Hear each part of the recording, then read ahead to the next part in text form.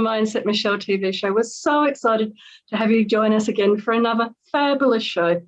We really appreciate all the wonderful feedback we get from all of the different people across the world about how much they're enjoying the show and how much these tips are making a difference in their life.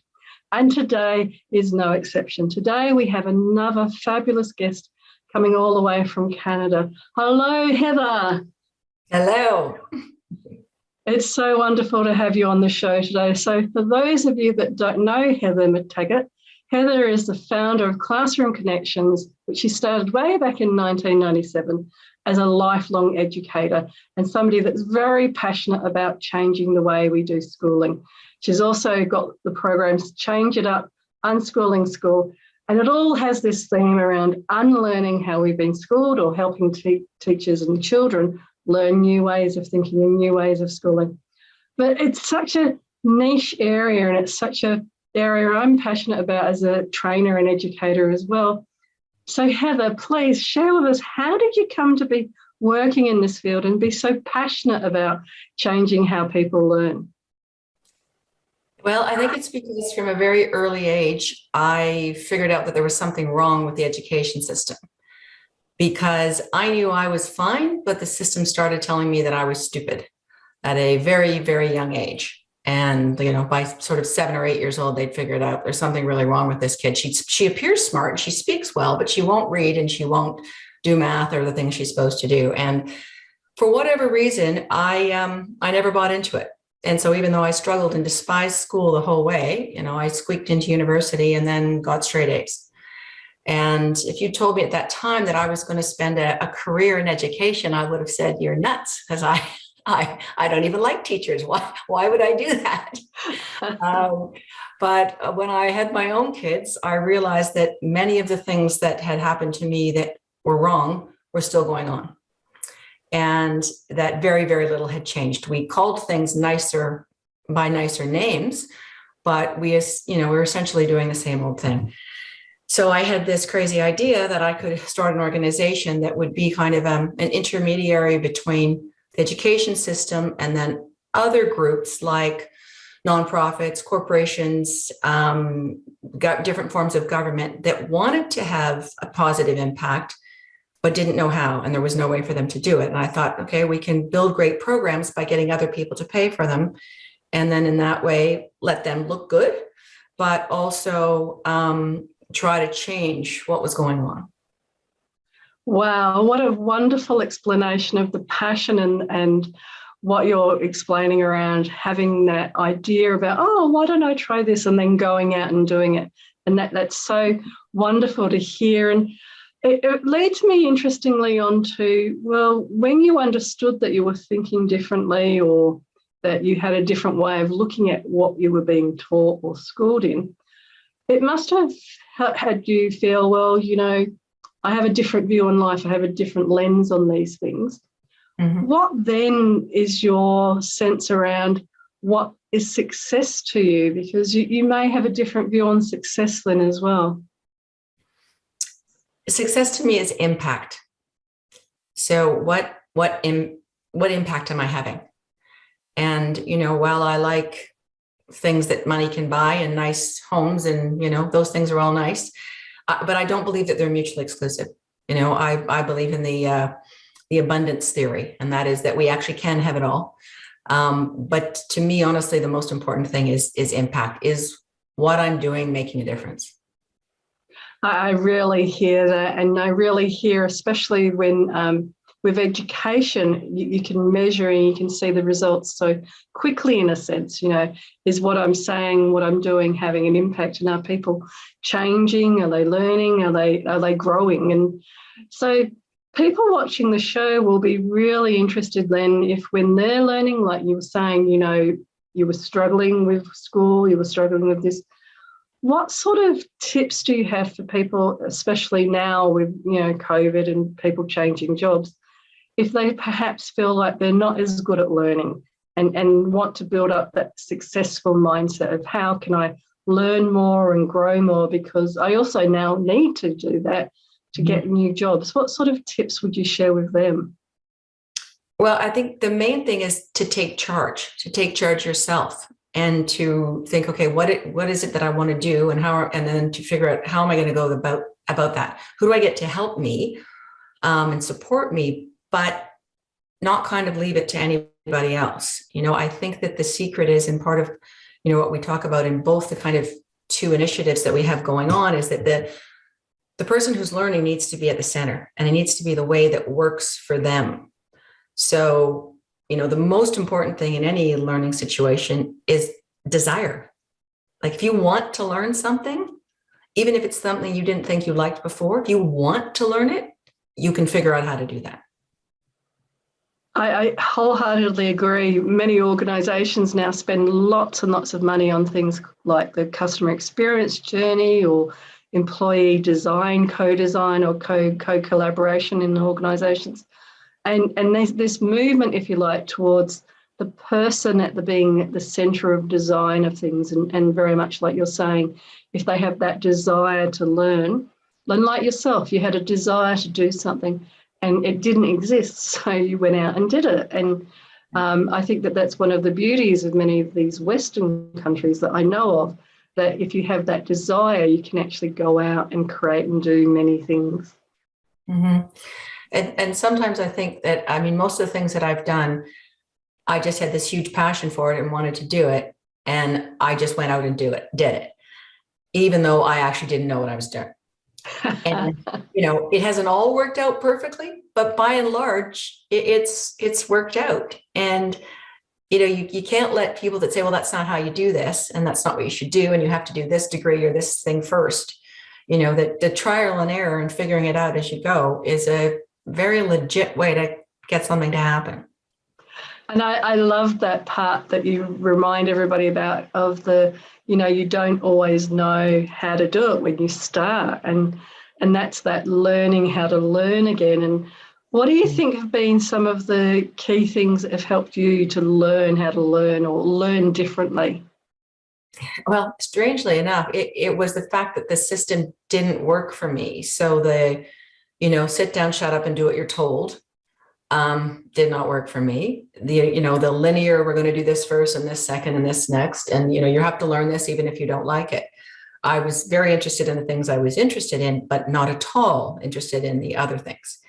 And then when I realized, okay, I actually do want to go to university, so I'm going to have to figure out how to do some of this stuff. I had to figure out myself how it was that I learned. So I realized that I'm much better when I hear things. So I would read out a passage from a textbook or whatever it was, and then stand up and walk around the room and say it out loud like I was acting it. And then it would get into my head more. But nobody told me that. There was no, what learning strategies can we use? I just had to figure it out based on when there was something that I had decided I was going to learn. Sometimes you can decide to learn something just because you want to pass the test or you want to, get the mark. It's not as easy as it would be if you wanted to learn it because you were so interested in it. And then that kind of learning, of course, is much easier. Isn't it interesting? Because I do remember myself when studying, especially in younger years, and you had a lot of condensed information to remember using different memory mnemonics and tricks, but also recognizing that the way that I learned was by writing everything down. And now all these years later, I've accepted that I'm a very visual person. And for me, that's the way of learning. So even when I go to like a networking event, it's quite funny. I know that unless I see a name tag, if somebody tells me their name, I'm not as likely to remember it unless I either say it back to them or make it, like with Michele, I can say to people, Michele, my bell, because that will help as a mnemonic, right. help them to remember it.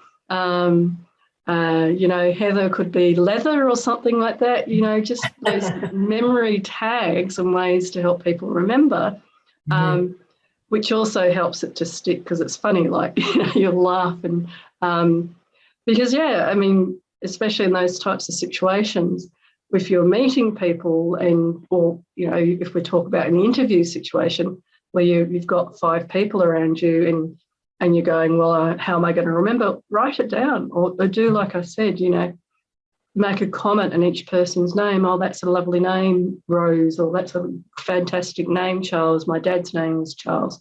So it helps you to actually put those names and put that situation into your memory a lot stronger than just hearing it. And for many people, I know it goes in one ear and out the other. And what other suggestions in terms of learning? Like for me, writing things down really, really works. But what else have you seen really work for people? Well, I mean, the thing is that it's different for every person. And that is one of the problems that we have in the Western education systems, and well, in most of the education system around the world, because it's almost entirely now based on the Western model, which is that everybody should do the same thing at the same time. There's certain ages where people should be doing things. And a lot of that is based on averages, which then satisfies nobody, because I've yet to see the average kid or the average person. That really, it's a myth. So, it's giving people the space and the time to explore what they're interested in and go after that. And in so doing, they will figure out how they learn.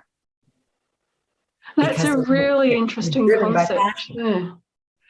Giving them the space and the time to learn how they learn, and then teaching them in that way or helping them to learn in that way. Yeah, well, in the education field, there's a word, metacognition. So it's learning about learning.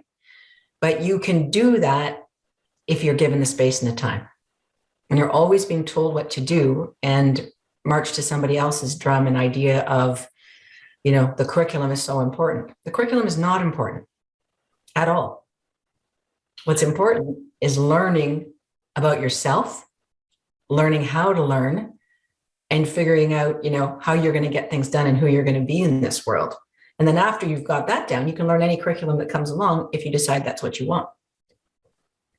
It's an interesting concept, this whole very linear, very structured Western way of learning and studying. And I'm interested in your thoughts around, I have heard from others that this is to do with, it's actually from the 18th century, and it's to do with we were all essentially being trained for going into factories later. So it was all about squashing creativity, squashing differentness, so that we were all, in a sense, trained, like the school bell, this is when you start, this is when you stop, this is what you do at this point in time, what you do at that point in time, very much like if you're in a workplace. So what are your thoughts about that? Is that really, because I've never really studied it, but I just heard that theory. Is that really part of the evolution of how people are learning?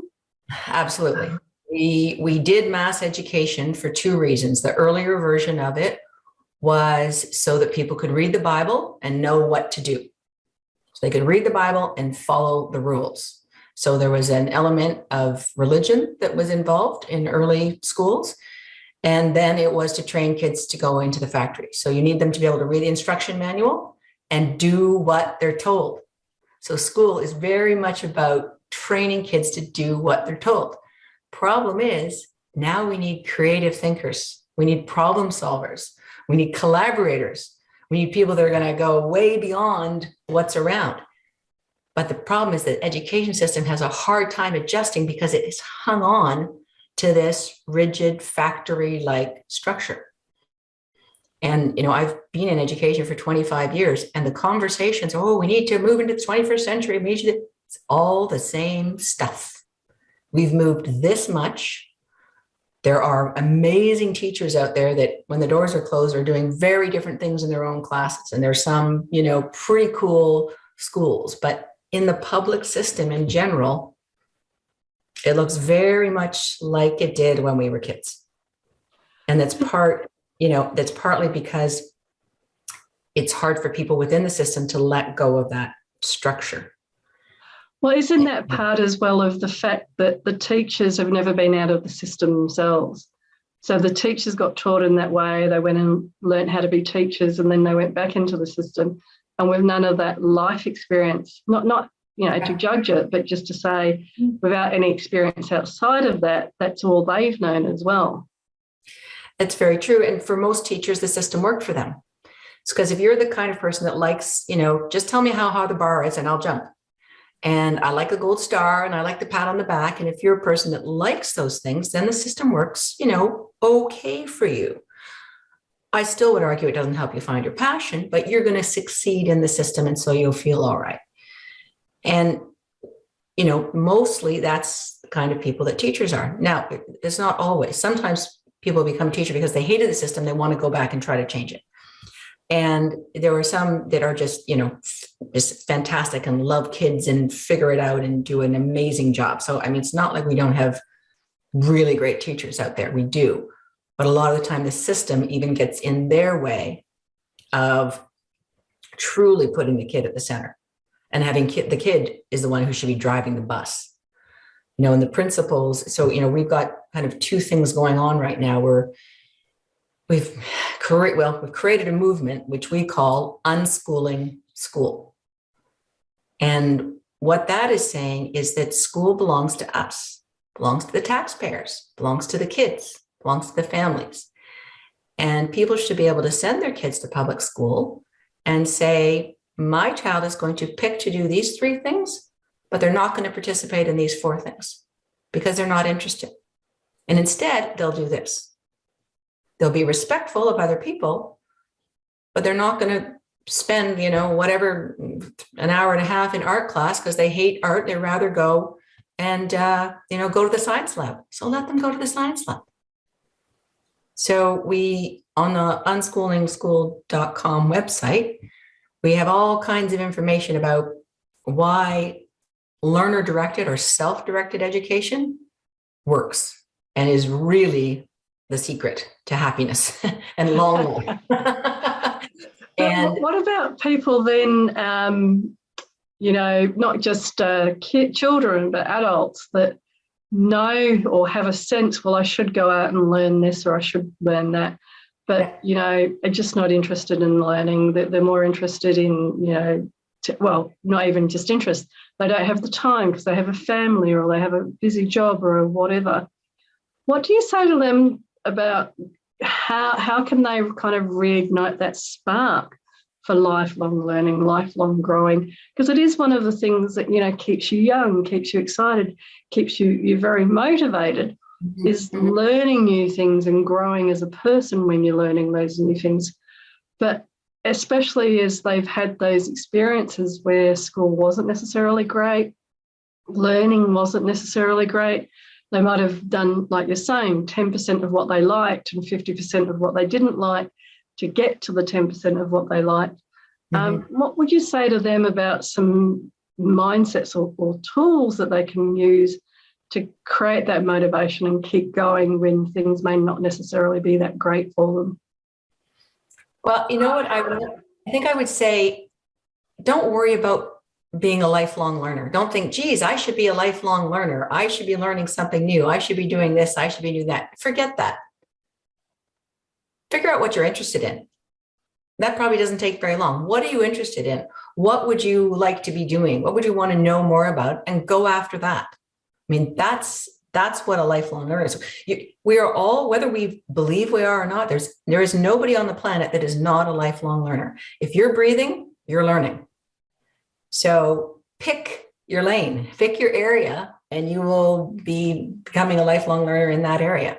And doesn't mean you can't, change and, learn lots of different things. But I think that's it's a false sort of idea that, I need to be a lifelong learner and I need to sit down with my books and dedicated to this. No, just, do what you're interested in, what brings you joy and what makes you feel like you're contributing, whatever it is that works for you. I think that's the right angle. And I love how you phrased that, it's about what brings you joy, because I think that that's so, so very true. I know when I've seen some of the, in America, they have some of these shorts now about younger Gen Z people, and it's looking at their jobs and their lives and their this and their that. And one of the fascinating things for me when they've talked to some people that got in early with Fiverr or something like that was that this was, again, people that didn't necessarily fit into the system. So they started doing what they liked to do and then have created, they're multimillionaires now because they liked to write blogs, or they liked to do TikTok videos, or they liked to do this or that. And so I think that this is a great example of what we're talking about, where, they learned as they were going along. They didn't start off being a great TikTok video maker. They learned as they went. Mm-hmm. They didn't start off being a great writer for blogs. They learned as they went. And I think that this is a great example where if you focus on what you're passionate about and what you love, then the rest can follow. And it follows as well that you'll keep learning and doing the parts that you're excited about. So in your life with, family and the different things that you've been doing, and also the fact that we kind of became connected through like an international network, what do you see as some of the big trends that are happening at the moment? Well, it does seem that there's social trends to more of these kinds of things, that younger generations are not interested in doing a job they hate for a long, long time just because that's what they're supposed to be doing. They're saying no, I'm not going to do that. I'm not going to, we've got COVID and people aren't returning to certain kinds of work. They're choosing to move out of cities and to have sort of simpler lives. So that does seem to be, a pretty significant trend. And I hope it can translate down into other things. I mean, there's so many, there's not one right way to do anything. There's so many different ways that society can be set up, that people can choose to make a meaningful life for themselves. I agree wholeheartedly. I know here, for example, that there's a really big push around coding and having younger kids learn coding. But if you hate coding, and that's what everybody's being pushed towards because that's the future, then it goes to the heart of what we're talking about. Instead of helping them to find what they're passionate about and like to do, it's all pushing them towards things that they don't like to do because they're being told you need to do this to get a job in the future. Yeah, there is absolutely no point in forcing the kid to code when they really want to write or when they really want to paint or dance. I've also heard from people, on the inside of the tech world, it's like, we need coders, but we don't need everybody to be a coder. There's not that many jobs. Like there's other areas of tech and there's other areas of everything, that are in need of people. We don't have to make every single kid be a coder. And interestingly, I work with a lot of futurists and technologists, and what they're talking about, with AI and people being replaced more and more in jobs, a lot of what we're doing is those transactional elements, which is coding. A lot of it is coding, won't exist in another 5 years, 10 years, because we'll just be talking like people talk today to Siri or Alexa. They'll be saying, change this code so it does red rather than blue or something like that on the page. Yeah. So in terms of educational systems, and I'm sure you've seen a number of different ones around the world, they're in the Canada and the US, and where do you see, because we in Australia, we keep seeing Nordic countries like Sweden and others being held up as great examples where what you're talking about in terms of helping the kids learn how to learn, and they do self-directed learning in many ways. They work out when they want to go to school, how many hours they want to do. Play, of course, is really important in those societies as well. Yeah. So is this the sort of places that you see that are doing it well and have this model set up well that other places can look at? Well, yeah. So on the unschoolingschool.com website, we've got lots of examples of self-directed education and how it works and the places that are really doing it. I mean, there's a school outside of Boston, Massachusetts called Sudbury Valley. And I call it the mothership because it is a school that's been running for over 50 years, and it is entirely self-directed. So every day, kids between the age of 4 and 18 show up, and they do what they want all day long. Wow. And all the tools and resources and great things, that's library and equipment and a huge music barn, and loving, caring adults are there. And the kids make the decisions about what they're going to do, and they also run the school. They have equal voice in running the school. So it's actually run as a pure democracy. And that's the other thing that we see, voting rates are down and people aren't participating in democracy and they're not sure about it. Well, it's because they only learn about it by somebody lecturing them about the forms of the government. And that could not be more boring. But if you get to live it, then you understand it and you know what your role is within that. So there is about 500 of those kinds of schools around the world. They have different names. Israel is, I believe, one of the few countries that actually has them within the public system. Most of them are private. So I believe Israel has 30 fully self-directed democratic schools that are in the public system. There's links to that again on our website. So I would say that that's the place that as a country is doing the most of it. There is, and I wish I could remember the name. There's some links, I think, to some things that are happening in Australia too, because there's a couple of really great schools in Australia, which I just cannot think of the names right now, that are definitely going down the road of self-directed and learner-centered and letting the kids, be in charge of their time. And that I know Montessori, is that who you're thinking of? Montessori? No. I mean, the original Montessori had a lot of stuff right, for sure, because it was, letting kids explore more, but it's even become a little, sort of forced and directed. We're going to put a lot of things in front of the kids and hopefully they're going to pick it up, as opposed to like a community center. So think of school instead of a prison. It is the cross between a library and a community center. And you go in, when you go to a library, they don't say, here's the book you're reading. It's Charlotte's Web. And have it back in a week with a report. Well, I'm not interested in Charlotte. I don't care. You're interested. You have to read this book. Like, that would be nuts. We've never operated libraries like that. You don't do a community center and say, you are having to take badminton. There's no other option for you. There's no swimming. There's no curling. It's badminton. It's like going to a restaurant. You are eating chicken fingers today, and that's all we're having, and you're never having anything else. So we've forgotten that school is actually a service, and that we and the kids are the customer. I love that angle, and I think we could talk for hours more about that angle, about the customer and the service, because it's such an important change in that mindset, and it's part, I think, of that evolution that countries are seeing in terms of elections and job changes, etc., of people taking people power back. But for now, if people wanted to find out more, because this is fascinating stuff, and I'm sure many people watching have got children or know children and would like to find out more, what's the best way of connecting with you? So either through my LinkedIn, which is Heather MacTaggart with an MAC, but you have to pick the one that's in Canada and the one who appears to be around my age.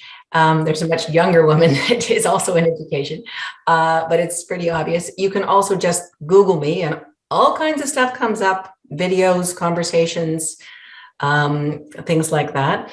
You can get to me through the unschoolingschool.com website, but also through changeitup.ca. So it's time to change it up.